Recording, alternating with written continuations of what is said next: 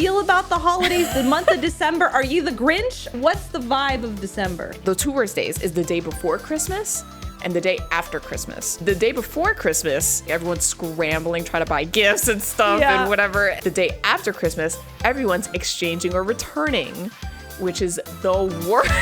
It's the worst.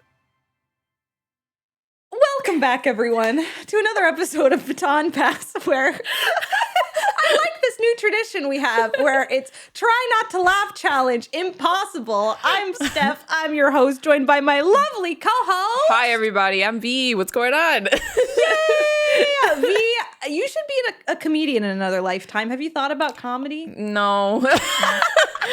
It's so funny because like I've watched like those stand-up stuff from like the classics, right? Here's the thing, it's classics, but a lot of these people are probably very problematic. Like, okay, I grew up watching like my parents, but they grew up I grew up watching Bill Cosby like stand-ups and stuff. Granted, in those stand-ups, he's hilarious. Like that stuff is so funny. Yeah.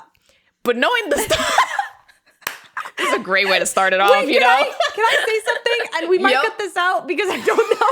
So we'll see what happens. But, okay, I'm going to be honest. Is Bill Cosby the guy who does the OxyClean commercial? Wait, I don't know. That's a great question. I don't know why. What is happening? But yeah, he's very canceled. That's not the... Wait, the OxyClean guy is not... No. Well, Bill Cosby got canceled, but I don't know. No. You know what? Welcome on in, everybody. Welcome in, everyone. We're having a really great time. 'Tis the season. You know what? I feel like this is honestly the epitome of the holiday season. Yep. At the time of this episode coming out, it's getting very close to many major holidays. It's December. It's cold. Does it get cold in Texas, V? What's cold in Texas? You know what's funny? People consider it cold right now, and it's really not that bad. If I just look at the weather where we're at, all I'll say is that like winter weather like truly happens around like February or something like that. February is when it gets like to the levels of cold that I'm used to when I used to live in tri-state and stuff. But right now it's like I want to say like early 60s, and people are like, it's freezing, and I'm like, guys, be so for real. Like, you know, it's really not. As someone who used to live in New York, like born and raised, like this is nothing. And I've seen, you know, speaking of the holidays, I've been seeing like, cause I've lived in Texas for the past couple of years. Yeah. There's very few times though it does happen where it snows.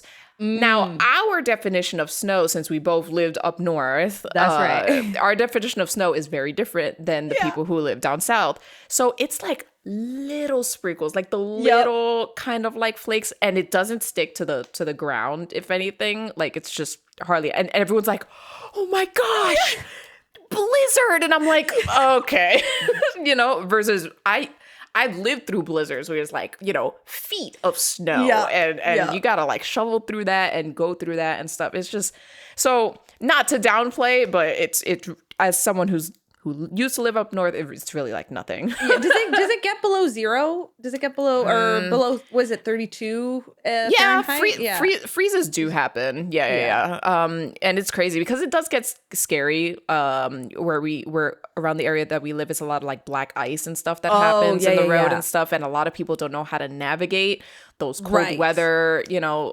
conditions. So it can get, it's one of those that's like probably best not to drive. I think you bring up a really good point, and it connects to my first experience moving to Seattle. Because coming from Toronto, there will be feet of snow.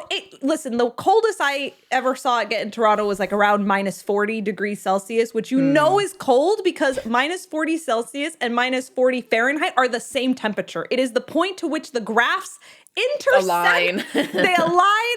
You just know that's bitter, freezing cold. And so, you know, coming from that to Seattle has very mild winters. I would say probably not as mild as yours, but if there's like a couple of inches of snow, the whole city shuts down. And at first I was like, okay, why is everyone freaking out about snow? But to your point, I didn't realize like, oh, city infrastructure is real. Like if you don't salt the roads, if you don't, you know, have the positions in place to take care of it, especially Seattle's very hilly, there's a lot of accidents that end up happening. So people are scared of the ice. That makes sense. Because the timing, like in Canada, like every night, like giant piles of salt trucks, and so like nothing shuts down. Those. Like you just gotta brace for it. Like, and in New York, they have the wheels in the back with those like kind of like they're like chains or whatever to kind of like trudge through the snow and stuff. Yep. It's like, you know, it's just another day and stuff. I wonder if in New York it's the same. In Canada, it's illegal to not have winter tires in the winter. Like you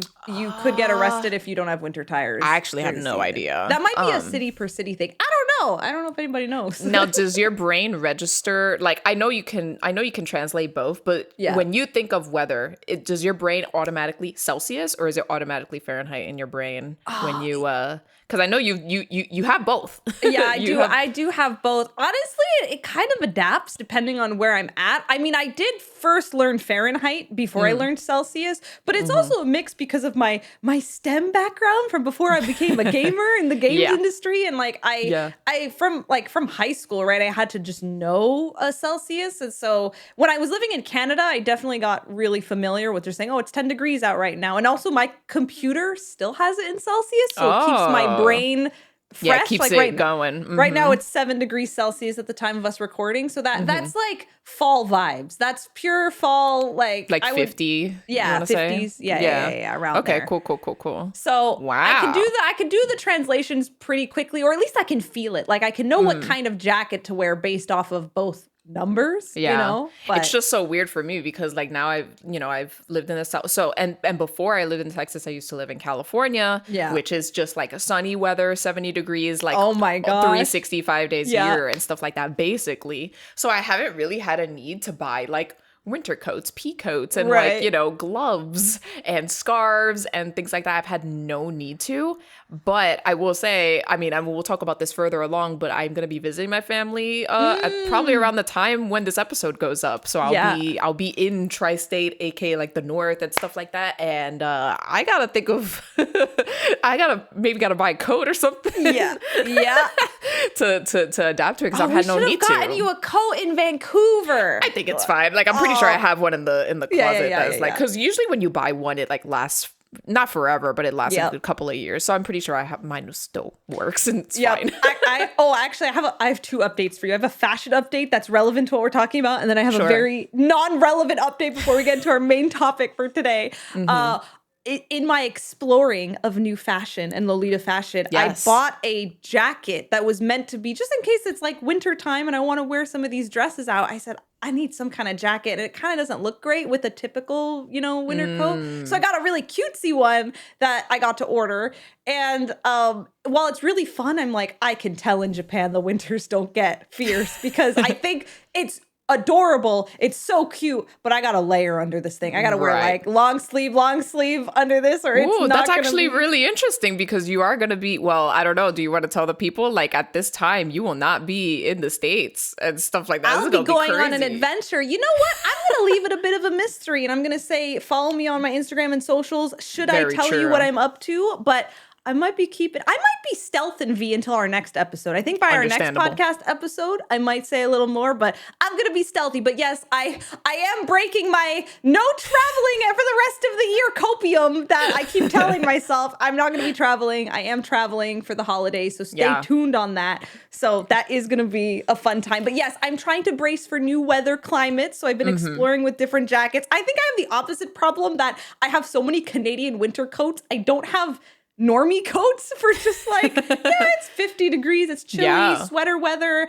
Even when we were in Paris together, I felt I had very limited hoodie options that I felt, I don't have many options to wear for this weather. And I've always been so used to like, even, when I used to live in New York, the hoodie, the combo is just the overhead hoodie with a jean jacket. That was like the combo for the rest of my life ever since my teenage years. So it's like, that's kind of like my default when it's like fall weather into the winter. I'm just like hoodie on, also jean jacket. I'm good. Honestly, it keeps me warm. So obviously it's probably not your aesthetic, but it's like, I just wanted to. Yeah. I'm so curious. Do you organize your closet by season, or how do you go between like your closet has shorts and t-shirts versus like, do you do anything about this or do you just suffer? Because I'm just suffering. So it's so weird because like my family, my immediate family had a system. Granted, we were a family of 5, so it's like a lot of us, you know, and so there's a lot of clothes that we have to like sift through and stuff like that. So we literally had bins that we would put in the basement. So it's like, you know, it's around, it's November. So it's like usually around this time, we would take the winter bin, bring it up from the basement, and literally transfer, like, winter clothes go in our regular dressers and drawers and stuff, and then the summer clothes go, you know, in the bin and down in the basement. And then it shows, like, I think every quarter, like, we switch clothes around depending on what the season is.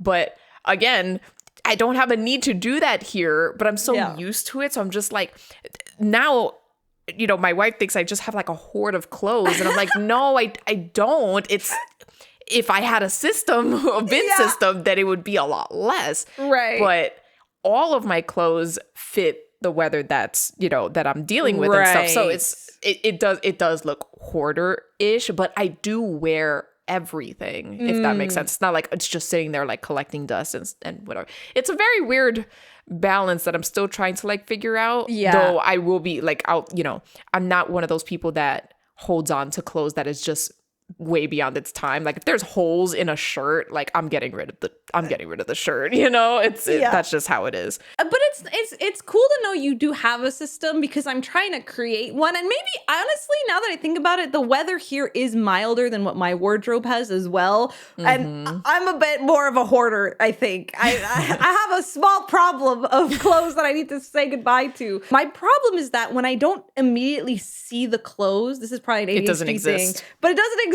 And so my problem is it's December, and why am I wearing a t-shirt? Because where are my long sleeve shirts? Oh, they're buried in the back of my closet because I haven't needed them all summer, and I need to find the day where I say, let me just rotate. Because I saw some people talking about how, like, you know, studies show, like, if you move, like, your seasonal, if you order things by season, you're more likely to wear those things as, because some people do by color, by whatever, but season, like, helps you actually wear the stuff for the season when you want it. That's what my immediate family does. Now, granted, depending on how large or how small your space is, that's something that I would do. Like, if I went to your place and we were going to, like, we're going to fix the closet issue, I would go to the Container Store and like get you a bin and be like, you know, be like, okay, this is, you know, 3 different bins. And then like, it could be like, depending on the season or like stuff that we're getting rid of or stuff, you know, that like I have a system that, you know, we've been talking about this, that we, you know, I'm trying to help you with your wardrobe. I know what to do. I just need to go and just do it. Because I've seen through my family that it works. So, and like how you said, like we actually go through our clothes accordingly, you know, depending on the season, because we swap, you know, depending on what's going on. So yeah, it's good stuff. I love this. It's time. I'm so ready to dive into, you know, that wardrobe. I know you're like dreading it, but I'm like, let me in. I want to help.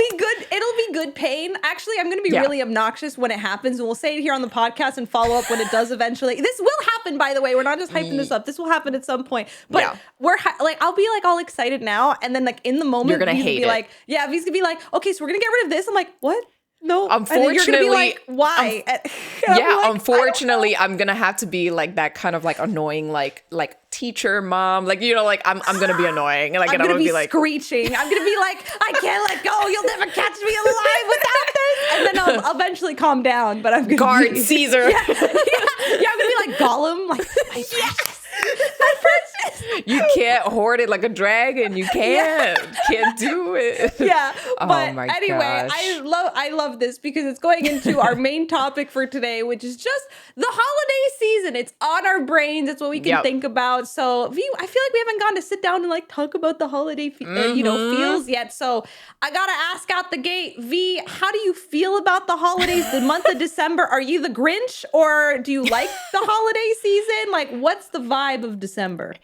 Oh man, that's a whole can of worms. But for the most part, I want to say I'm just not the you know, there's some people who it's like the second what is it, November 1st, like the day after Halloween, they're just like Christmas tree decorations, whatever. And I'm just like, I've had this fall like background for like years, and I'm just gonna keep it that way. Like I'm not gonna like change up the entire house for Christmas stuff, though my wife is very, very into that. So it's just kind of like, I dread it. It's one of those where it's just like, oh, but I don't know. I guess there's a deeply rooted reason as to why, there's some people who are just not fans of the holidays, depending on certain circumstances and stuff like that. It's just, people get like really obnoxious. It's even the whole like, oh my God, I know what to mean, but like the whole Mariah Carey stuff that she like shows up and I'm like, oh my God, like I dread it. It's one of those. But how do you feel about it? Like, are you the same as me, or are you just like, do you embrace it? Do you love it? I would say I'm not like number one Christmas fan, but okay, and this is something, I don't know, as I was hearing you talk, I brought back a memory. I do remember the day, this is kind of emo, but I don't know, this is like, I remember the day Christmas stopped feeling magical. Like, as a kid, I loved Christmas time, and like I really like was immersed in the magic of it, and just like seeing family and friends having time off school, and like I remember the day as I guess I started to feel like real life hit, like I don't know, maybe it was when I turned like 18 or something, 16, 17, 18, one of those ages where all of a sudden I was like,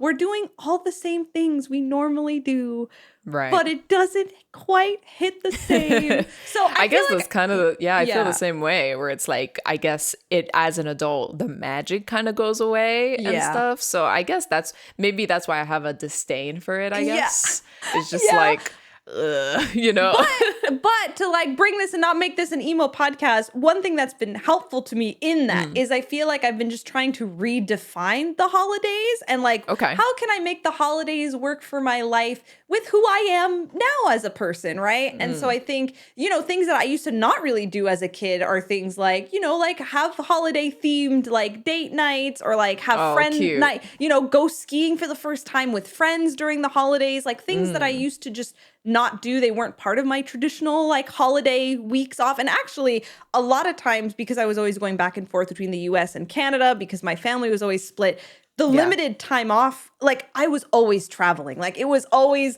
I got to be going, spending time with family in Canada, then come back to the US and go back to Canada. Like I was always back and forth. So I felt like it was only like, it was like a 4-day speed run, like of the holidays. Like, the holiday time is the one time I don't have to be running around. And so it's like kind of nice to have a slower paced holiday season. Yeah. But while that's the emotional side of it, I do think the holiday aesthetic, I love a winter aesthetic. Give me Snowbell City, in a Pokemon game. Give me, oh my God, Snow Point City, like in video games. Like I love a winter aesthetic. I will say, like, nice. I mean, though some people have de-romanticized New York City, like I do miss that. Like when it's holiday season and in the city, it's like that's a vibe that I enjoy, where it's like, the big Rockefeller Christmas tree, and like the there's certain like, there's Christmas decor like all around and stuff, especially around Times Square and stuff. I did the Rockefeller tree, and I underestimated New York. This was pre-pandemic times, but as a New Yorker, when it's around that time, the second that tree goes up, avoid Rockefeller Center at all costs. Actually, it was so funny because, oh my gosh, you're bringing back a crazy memory. So we at Worlds this year, we went to eat at a place called Black Tap that was in downtown Disney in Anaheim. Do you remember with the giant milkshake? I discovered that chain because when it opened in New York many years ago, its opening year, it was around the holiday season, and my friends were like, there's this Instagrammable like milkshake burger joint, like, Steph, you're gonna love it, let's go. The lines are kind of crazy, but it's worth going. So little innocent Steph was like, okay, on December like 23rd, like let's go to Rockefeller Center and like go to this place. The Black Tap is in Rockefeller? Oh, yeah, it's around that. It's somewhere around that area. It was walkable from Rockefeller area. So first of all, here we are in winter coats. I think, it was either a DS. No, I think it was my DS. Oh my gosh. I think I was playing Street Smash Pass? Ultimate. No, I got everyone to play Smash on the DS while we waited for like 2 hours to get into the Black Top. Was it worth it? Oh yeah, it was. It was so worth it. The milkshake was incredible. It was so good. But yeah, we were in the cold for 2 hours waiting, and then it got kind of dark. And like, let's go see the tree. But then I was like swimming through people. I was like, oh my God, everyone is everywhere. Even as someone, like, I'll be honest, if you guys haven't visited New York in, either ever or in a long time, if you're just a claustrophobia, like that, it's not good for that at all. I think in general, like, I wouldn't say I'm a claustrophobic person, but even then, like, the crowding that happens is a little jarring. It makes me like, I probably should not have come and stuff. So yeah, it's tourist central. Granted, if you work during those times, you keep yourself busy. There's because I used to work at the Disney store in Times Square, and so like the holidays there. Granted, I had 8-hour shifts like during Christmas time, and it was really hectic. But those shifts went fast. Like sometimes when you work retail, like those hours just slog, but it's like when you're just go the entire time, it's like it feels like nothing. It feels like you were working for a half hour, and then they're like, okay, go on break, and then you realize 4 hours has passed, and you're like, whoa, it's crazy. You get a flow state, like you're in the zone. There's something about, like, granted, I don't think I would ever do a retail job again, but I am humbled by it and stuff. Thank you, retail workers out there listening to our podcast, because you're legends.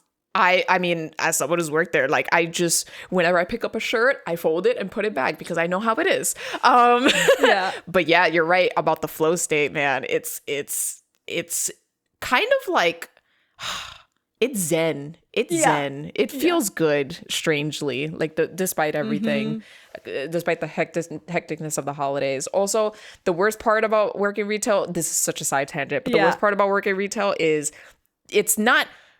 So the 2 worst days is the day before Christmas and the day after Christmas. Oh, yeah. The day before Christmas, it's just the most chaotic. Everyone's scrambling, trying to buy gifts and stuff and whatever. And then the day after Christmas, everyone's exchanging or returning, which is the worst. It's the worst. It's the worst. It's horrible. The U.S. doesn't have, in Canada and the U.K., you get Boxing Day the day after Christmas. That's true. That's true. And that's even more, they acknowledge the holiday chaos. And they're like, it's basically a second Black Friday on the holiday. I want to celebrate Boxing Day. Screw it. I'm doing it. Buy stuff. Yeah. Well, right. I mean, at the time that we're recording this, Black Friday, I think, is approaching. And I'm just like, oh man, it's interesting. It's an interesting time because I do want to buy games, but I'm also like, there's some games that are upcoming. By the time this episode comes out, I've fully finished Octopath Traveler 0 and stuff, which I purchased. So, and can't wait to watch your VOD of it. Oh my God. I still think about Octopath Traveler 2 when, like, it was at the end of the game. Credits are about to start and I'm sniffling. I'm in tears. It was such a great experience. One of my favorite games, like, I would say top 10 easily, top 5 maybe. Yeah, so I'm very excited for 0. It's so good. I think at this point you might have to restart though. Yeah, I do. I think I forgot everything. I've forgotten everything. I'm lost. It's crazy. Yeah. But we were talking about this off the podcast, so I wanted to talk about it on the podcast. We were starting to get into, should we talk about our holiday traditions? And you were saying to me that you've got some cute holiday traditions that you have with your partner. You should tell us about it. Well, this is during the Christmas time. So it's like obviously after visiting family and like that kind of stuff, we'll like reconvene. And then it's like basically the period after Christmas before the New Year's Eve. Yeah. Like around that time, Courtney and I will sit down and we will play a game together. Like just fully complete, like we're just not doing anything, no working, no, and then we're going to sit down like, let's play this game. And we just go at it. We actually, granted, she was in the middle of her playthrough, but I was sitting there with her when she beat Final Fantasy X. Ooh. So that was one of the years. Another game that we did, I'm trying to think off the top of my head. Oh, God. There's a lot of them, but Final Fantasy Adventure is one of them. How long in advance do you plan like the holiday game? Is it like impromptu on the day of? It's impromptu. It's impromptu for sure. We'll figure out a game to play. It's funny because I was considering Dispatch, but I think we've decided like we're gonna play Dispatch on Thanksgiving weekend. So yeah, I want to play Dispatch. I heard it's so good. But I don't know. I guess we'll see. But we have so many games in our backlog and stuff. We could just sift through the files and just see what we got. Like, it's funny because during Christmas, she bought me this game called Bomb Rush Cyberpunk, if you've heard of that. It's kind of like Jet Set Radio kind of vibes and whatever. She bought that for me, PS5 last year. I have not opened it. And I'm like, hey, we should probably... remember this? Yeah, we should probably play that and stuff. So... yeah, so we haven't decided on the game, but that's something that we always do and stuff, which is very, very cool. It's a good time. Do you have any I love that. thing It that you do? reminds me a lot. So I don't have a video game tradition, though, that makes me want to do one. Like, you should do it. I should do a let's play a video game with Carlos. But outside of that, with my cousin, one of my closest cousins who lives in Montreal, because a lot of times I would see her for most holidays we're together. We always rewatch Fullmetal Alchemist Brotherhood during the holidays. And it's at the point, I think I have every episode memorized. Like, I think if you were like, you remember the episode where this thing happened? Like, I'd be like, oh yeah, that's episode 33. Like, and it's titled this. Like, I'd probably give you like such a basic like scene that everyone knows. I'm trying to think. I'll quiz you. I'll quiz you me right now. I'm about to get humbled and forget. Oh dude, was it the one where like envy or lust is getting like burnt to all hell by Roy? Yeah, that's episode 54. Oh yes, that one. Yeah. Let's go, dude. Oh, it's so great. Yeah, because the episode 46 is the time. It's like the time skip where you notice all of a sudden Ed is. Here's another one. One. Was the one where Ed is pointing at Alphonse like this? This. Yeah. Which was that one? Alphonse, I'll come back for you. Wait for me. Yeah, that's episode 26. Yep. Let's go, dude. Yeah. Oh my gosh. So my cousin, when we were younger, we would, and like I was spending like a week in Montreal, and back when I lived in Montreal, we would like just binge the entire series, like the whole thing. Now it's like we watch our favorite episodes back. So then it would just be, okay, we don't have time to binge all of it while we're together. We're doing other things as we kind of grew older, but we always do that. And then in most recent years, we've kind of flexed that to whenever we see each other, let's watch a series together. So it'll be, that's cute. Yeah, it'll be like, I think we watched Cyberpunk Edge Runners when that came out. We watched that together. Yeah. We pick like a shorter show that we're like, we can finish this in the time we are together. Kaiju number 8, season 1. We watched that together. Yeah. Oh, I'm so locked in Kaiju number 8. Oh my God. It's good. It's one of those where I'm so tempted to like read the manga, but I'm like, no, be strong. I'm an anime only watcher. Maybe be stubborn about it. I don't know. I forget. We might have talked about this in our anime episode, but I forget. So we're going to bring it back. Is there a reason you're an anime only watcher? Do you have like, I don't know. Do you have a reason? I think it might just be like visual. Like I prefer seeing a visual. Like, I don't know. It's so weird. Cause like that's a great question. I actually don't know. But maybe it's just because that's what I've consumed like as a kid, right? Yeah. Like let's say like Naruto, when Naruto first came out, I didn't read the manga at all. Yeah. The episode showed up on Toonami, and that's how I watched it. Yeah. Same thing with Bleach, though.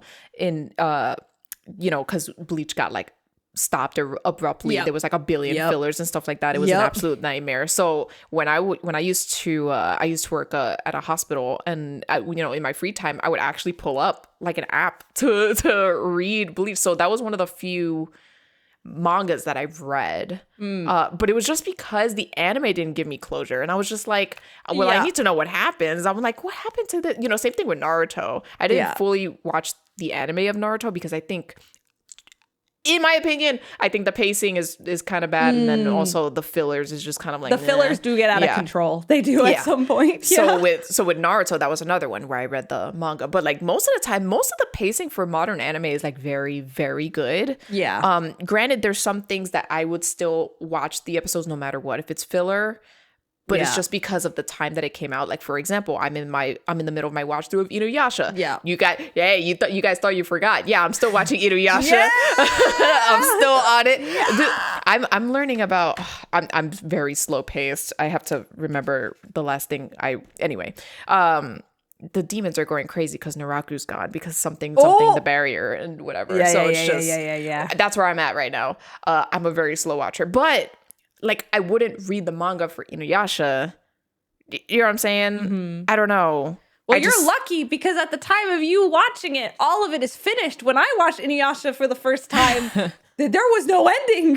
That's true. They didn't finish the last like 10 chapters. It wasn't that many. Yeah. And so I'm so glad you live in a world where the final act exists. And that, you know, that happened all those years later. And I was like popping off when it was like, we get the last, because when I read the manga, when I was like, well, what happens? And I'm like, are you kidding me? There was like 3 books left, or like it was just not that much. Yeah. You know? Man.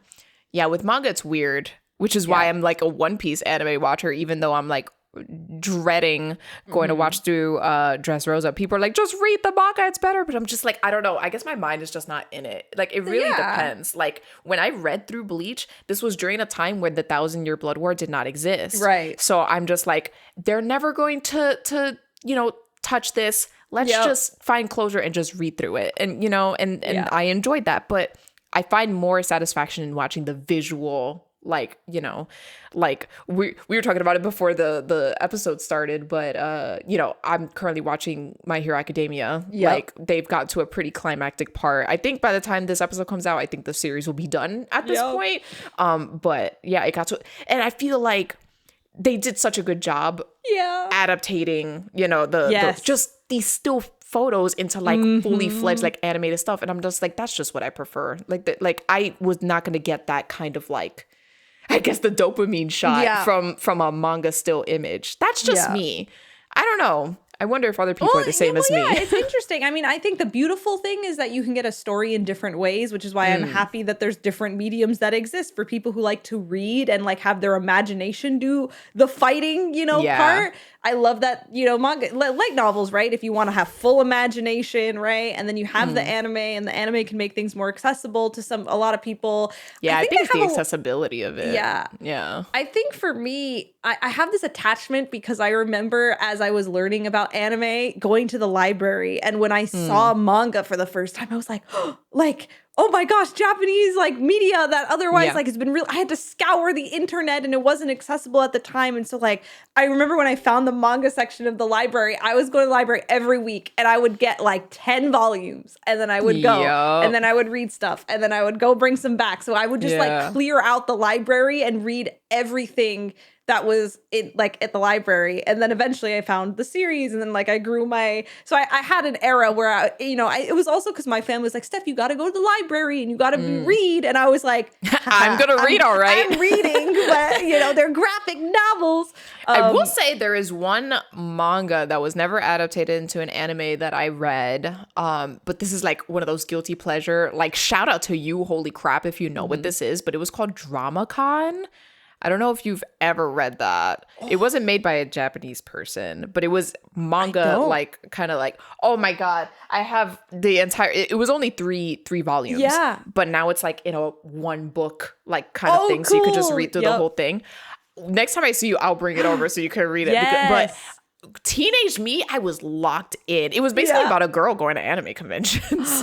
I love that. And then she basically meets the love of her life and like all that kind of stuff. But listen, if you know DramaCon, holy moly, I was locked in. It was so good. Yeah. So, you know, color me surprised going to like a Barnes & Noble a couple of years ago and seeing DramaCon, like the full series in the year, I guess I want to say like 2021, let's say. But I was just like, oh, we're like, it exists. What? Yeah. So it's just one of those. I don't know.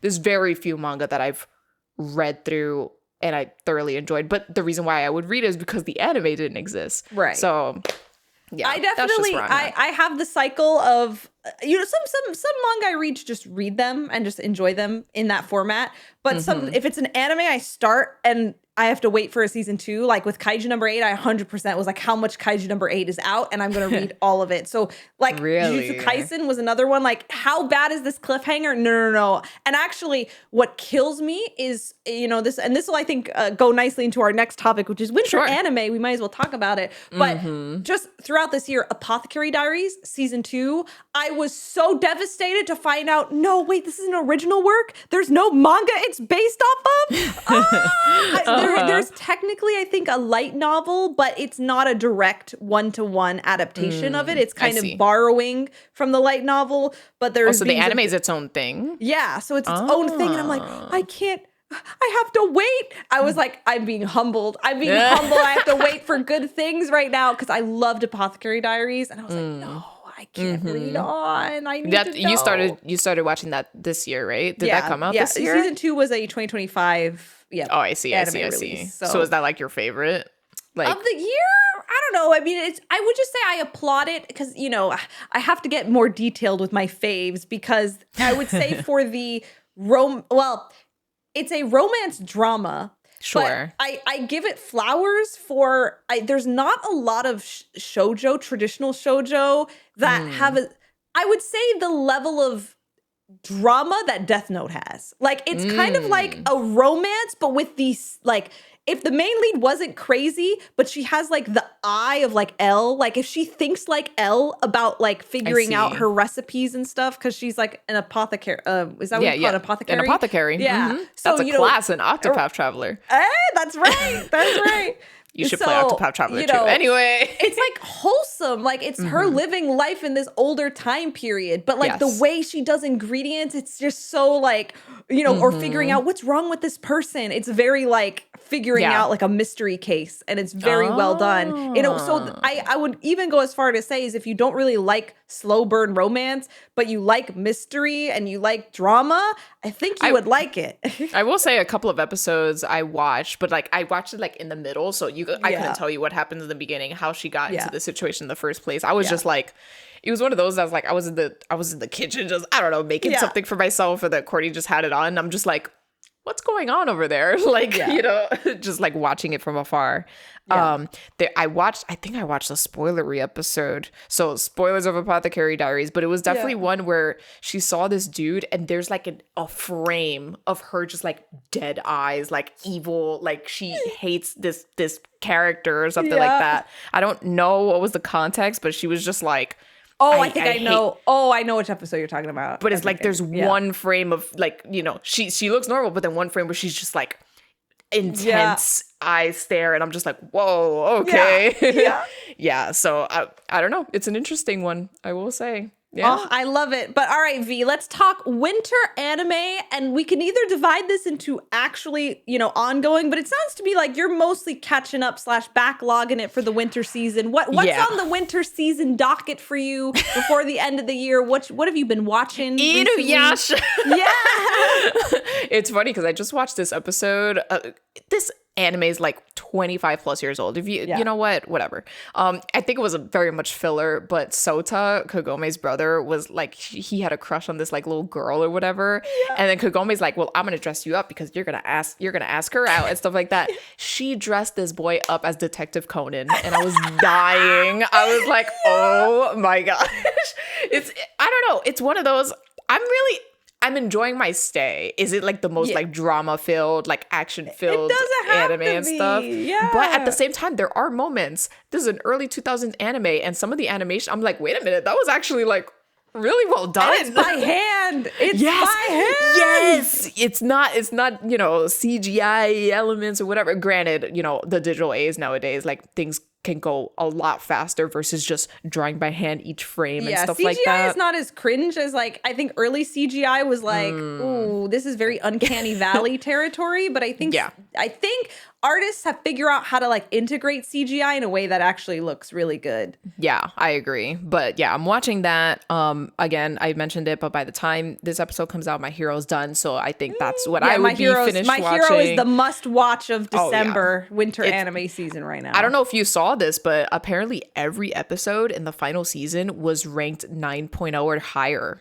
Like every episode was like, because there's like a ranking out of 10 or whatever, like depending on, every episode is 9 or above, and I'm just like, wow, that is really cool. The anime awards are gonna go crazy with My Hero. I already know it. I know My Hero is gonna probably win a lot, but kind of deserved though. We'll have to see. Do you have an anime of the year so far? Oh, man, well, because some stuff hasn't finished yet, right? Yeah. So I feel like just ranking it off of seasons wouldn't necessarily be fair. Yeah. Didn't Solo Leveling come out this year? Yep. Yep. Yeah, so it's like that's something I would rank very high up. I'm like, I think it was the second season. I think that was great. Like I loved it so much. I'm trying to think of like I think anime that 2025 released. it has been a year of a lot of second and third seasons in general for things. So it is. I mean, Gachiakuta is like I'm one of my behind. favorites. Me too. Me too. Don't worry. I'm behind. I'm there too. Dandadan's second season came out this year. Kaiju number 8. I love Kaiju number 8 so much, you guys. So much. It's so good. Quick Kaiju number 8 side rant, but in a good way. That I feel like Kaiju number 8 is giving me like Attack on Titan, but without the like I don't know, like eerie. Like there's like an eeriness to Attack on Titan. Like the main protagonist is just funnier guy and more likable than like Eren. You know, Eren's just not very likable. I think I like him more because he's my age. Yeah. like he's not a teenager. He's like in his 30s or whatever in comparison to all the other characters. So I think that's why I like him a lot. I'm just looking through. I did not watch Lazarus. I'm just going through the anime that released this year. Yeah. What's his name? Something Hikaru that came out on Netflix. Oh, the summer that Hikaru died. That's on my to watch list still. Maybe by the time this episode comes out, I'll have watched it. I'm getting there. I feel like I've been behind on like a straight up 2025 anime because I've just been like going back like watching other stuff. You're committing to the long running, long running stuff. I've just been really enjoying it. Sorry, go ahead. No. Yeah, I feel you in that. Like I have a couple of anime from this winter season that I'm loving, and I'm in my cozy era right now. I just finished catching up with The Fragrant Flower Blooms with Dignity. Typical long anime name. It is so wholesome, so cute. It is like romantic comedy. Like it is just feel good. I don't know if you ever watched A Sign of Affection or any of the romances that are. It's just feel good. Me and romance? Nah. Yeah. Have you not seen? I'm watching Inuyasha, so you know what? What about? Have you ever seen Kaguya-sama: Love Is War? No. Oh my God, I gotta get you on a romance kick at some point. I'll find the right ones for you. But anyway, it's like it's sugar. It's sugar as an anime. Like it's just cute. Yeah. But also I'm a shoujo girly, so I love a good romance. And I'm happy that like I feel part of why I read a lot of manga is because a lot of my favorite romances and shoujos were not getting adapted. And so if I wanted a good love story, I had to read it instead of watch it. And I think that switched because there's been a couple. I want to say Kaguya did a lot for Kaguya-sama was like a huge hit in terms of like mainstream was enjoying Kaguya-sama Love Is War. And so I feel like since then the anime industry is like, maybe we can do more, romantic comedy, slice of life type stuff. I want to let you know the first manga like volume cover looks insane. I'm like, what are you watching, girl? I don't remember what the covers look like, but it's a great show, I swear. Trust me. Trust me, bro. Trust me, it's great. Yeah. But anyway, it's very hilarious. It's very, very funny. It's so weird because like again, I'm very into we've talked about this about like my not conundrum with anime, but like I have a taste. Like granted, My Hero's different. I think I love a good shonen, like a very good story. Like I love that. Like it's just I think My Hero did everything right, but we'll talk about that at some point because the series is technically not done by the time we're recording this.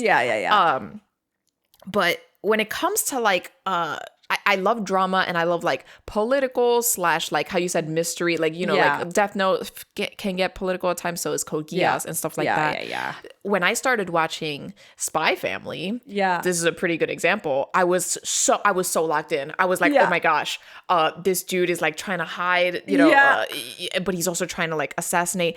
The girl is an assassin and she's trying to like so there's like a conflict there.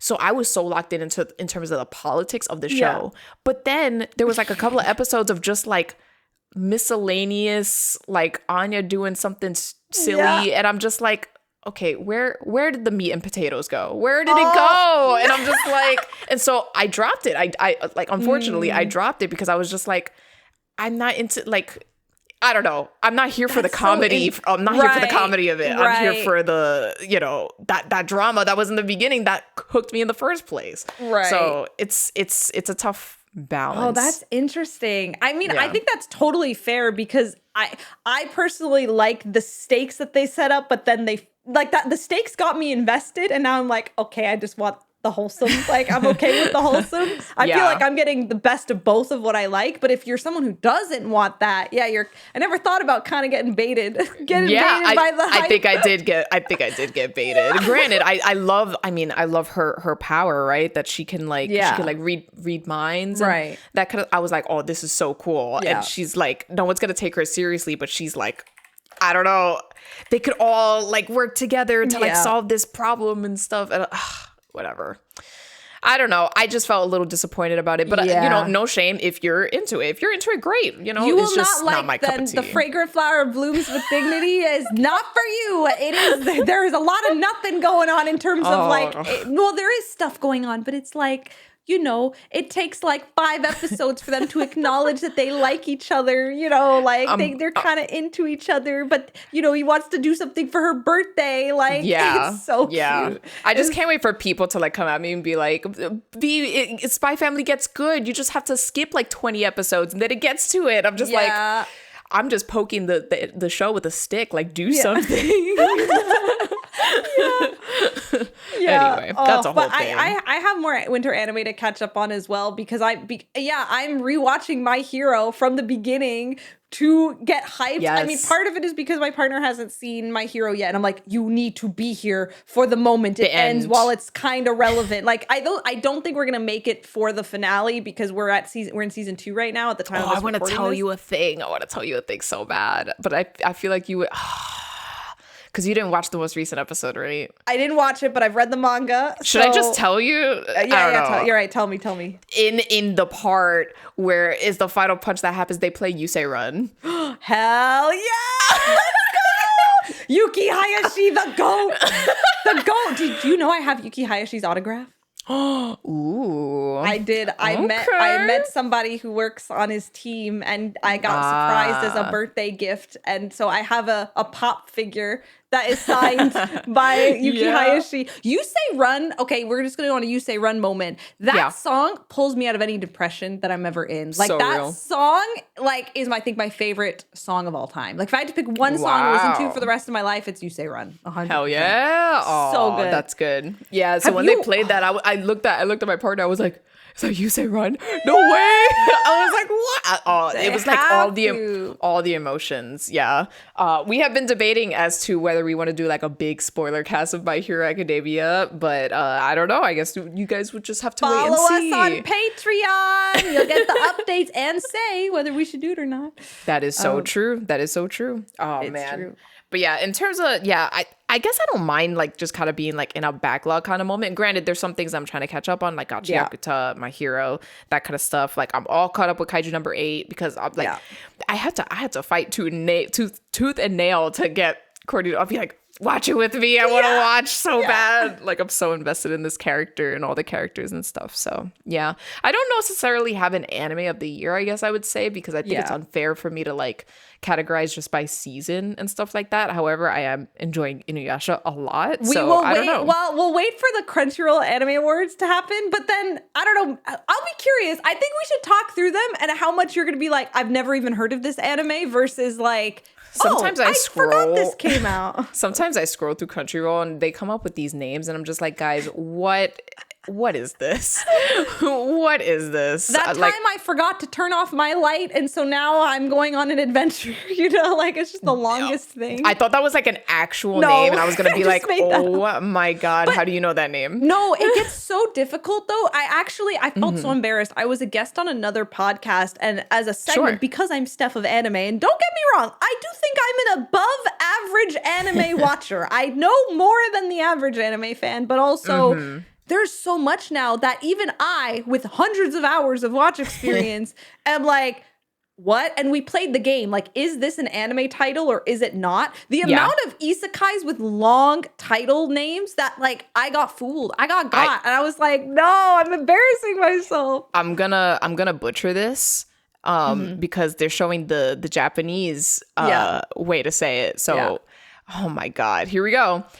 君のことが大大大大大大大好きな100 Nino Kanojo. Second season. Wait, hold on.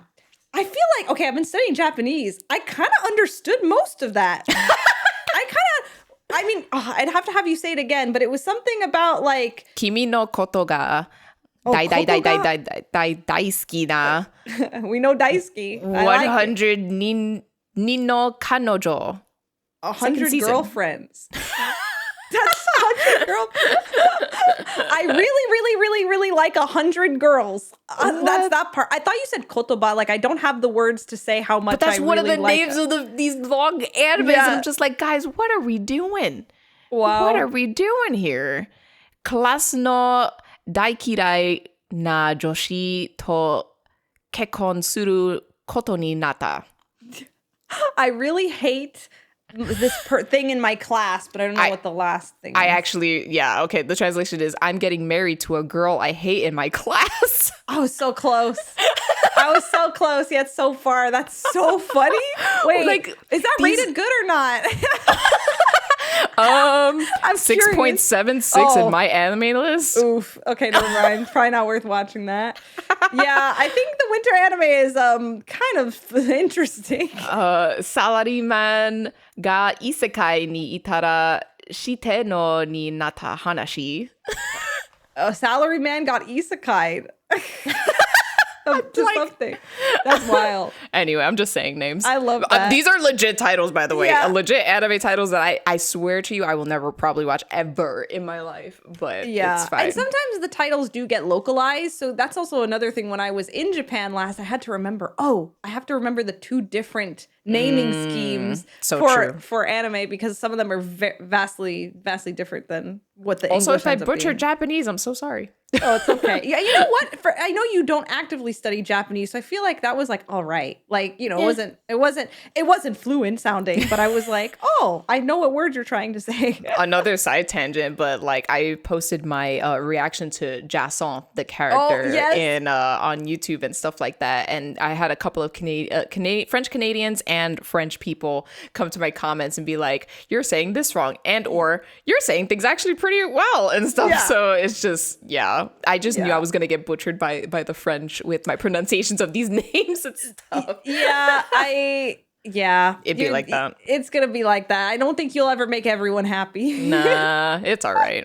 Anyway, whoa, what a side tangent that was. Oh my god. Well, we talked about the winter anime season, so I did want to ask you before we wrap up. It'll be our final segment here, but when you're not watching anime, V, do you do any other winter festivities? Have you gone skiing? Do you do winter sports ever? Tell me your history with this. This was a segment that she wanted to put in because she was just genuinely curious, but I think she has an agenda. I do. She has an agenda with this. This is the Canadian agenda, V.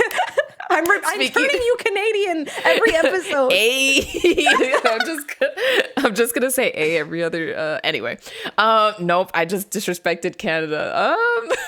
No, people legit say A, just not in that way.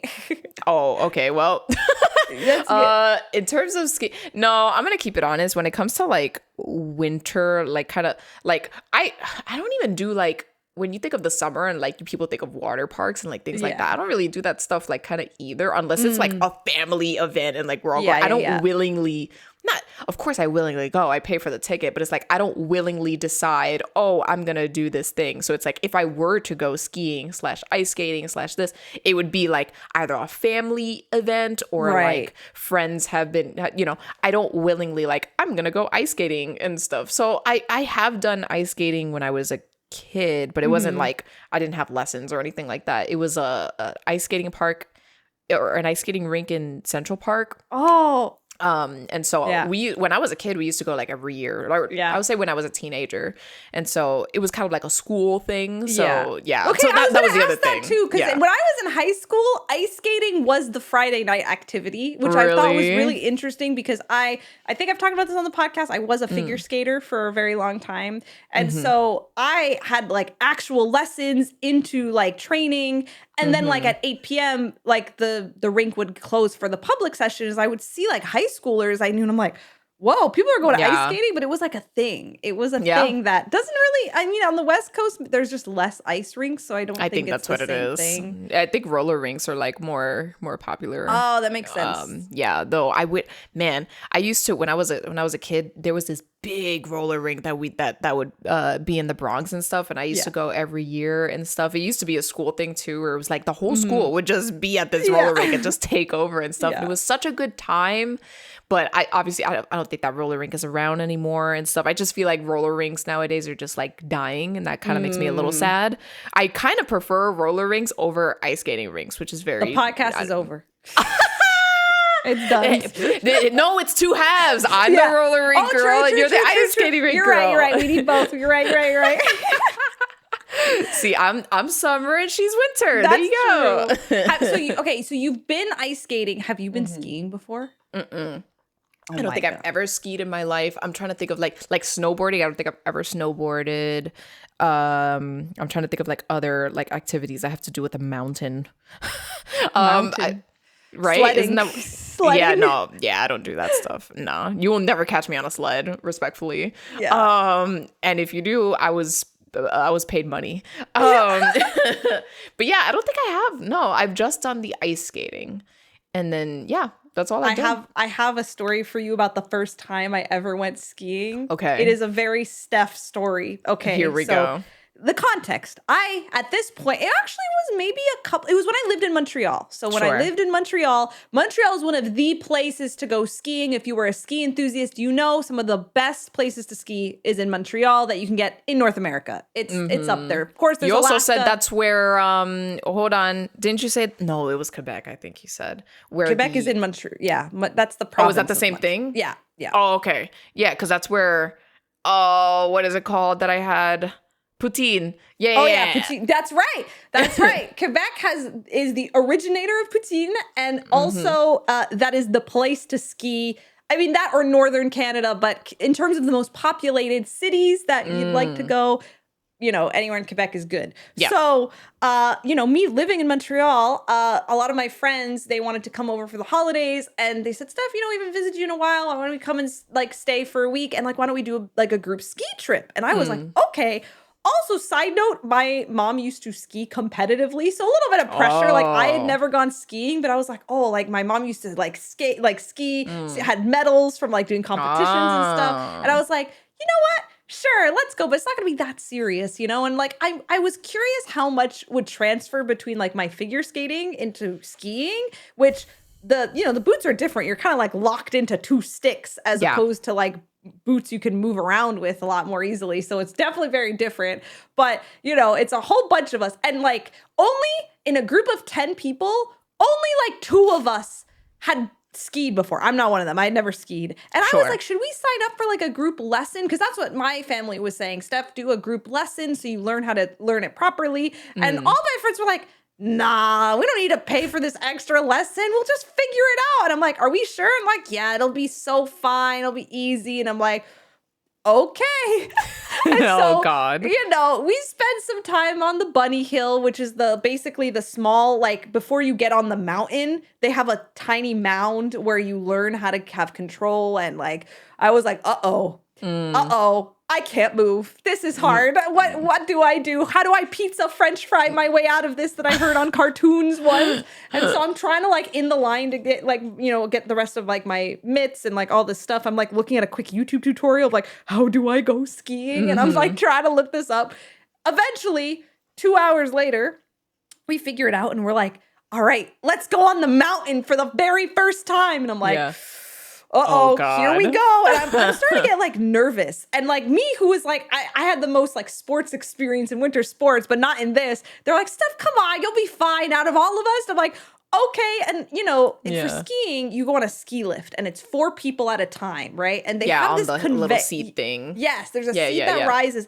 And there is a, at least at this ski park we went to, there is a conveyor belt. So you basically, you walk with your skis, you gotta march onto a conveyor belt that then brings you to a platform. And then there's what is it called? A bar that raises that's basically they let 4 people go. The bar goes up. Then the next group waits for the next ski lift to come. And it's like the ski lifts are kind of always moving. So they don't.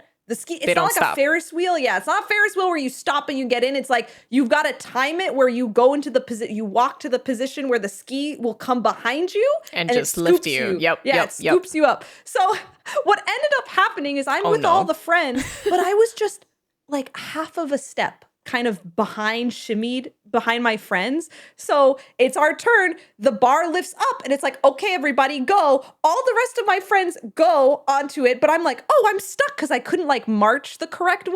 Oh and my so the gosh. ski lift comes, lifts all my friends. And the attendant goes, wait, you'll take the next one. And I'm like, what? So there